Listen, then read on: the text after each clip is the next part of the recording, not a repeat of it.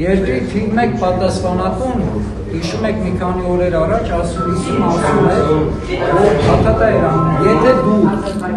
խելոք չմնաք ընդդիմություն, ես կհրապարակեմ 44 օրյա պատերազմի զեկույցից ինչ-որ մաս։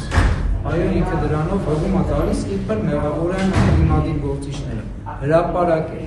ով ունի ինչ վախենալ։ Ի վերջո, երկրից, պետությունից, ազգից ոչ մի բան թանկ չէ։ Բայց եւ այնպես մենք շատ լավ հասկանում ենք, չէ՞, որ իշխող ուժը եղել է քաղաքացիական պայմանագիր։ Այդ ժամանակ եւ հրապարակեք այն մյուսը, որ տեսնենք ընդհանրապես ով ինչ է արել։ Ես խնդրում եմ նորից ձեզ, մենք միասնական ուժերով կարող ենք իրապես այս իրավիճակը փոխել, որովհետեւ նորից են կրկնում, գնալ ընտրության, երկրորդ անգամ լեգիտիմացնել այսօրվա իշխանությանը, հետո ասել իբր մենք իրենց փոխելուց հետո միջազգային ատյաններում ինչ-որ բաներ են չեղարկելու, որոշումներ են չեղարկելու,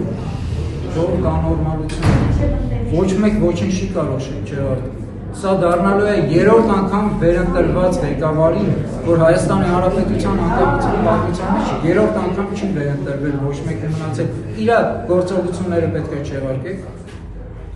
Սա աղետ է լինելու վերջնական։ Եկեք միասնական ուժերով դուք ներսից, մենք ժողովուրդս դրսից կարողանանք ճնշում գործադրենք եւ հրապարակենք, որից հետո աստվածային։ Ես որպես քաղաքացի իմ ասելիք ասեմ, մինչև չլինի անցումային արդարադատություն, որը չի եղել, երբեք ես ինքս որպես Հայաստանի քաղաքացի չեմ վստահում ամբողջ ազգային ժողովին, որովհետև եթե կլինի արդարադատություն, եթե 30 տարիների ընթացքում նրանք, ովքեր մեզ բերել են, հասցրել են 44 օրյա պատերազմի շեմին, նրանք, ովքեր մեզ բերել են, հասցրել են նրանք, որ մեր հայրենիքի ամենակարևոր, ինչ ասեմ, առանցքը մեր թիկունքը Արցախը հանձնել է, բոլորը պետք է պատասխան տան։ Իսկ քանի որ դա համակարգային հանցագործություն է, քանի չկա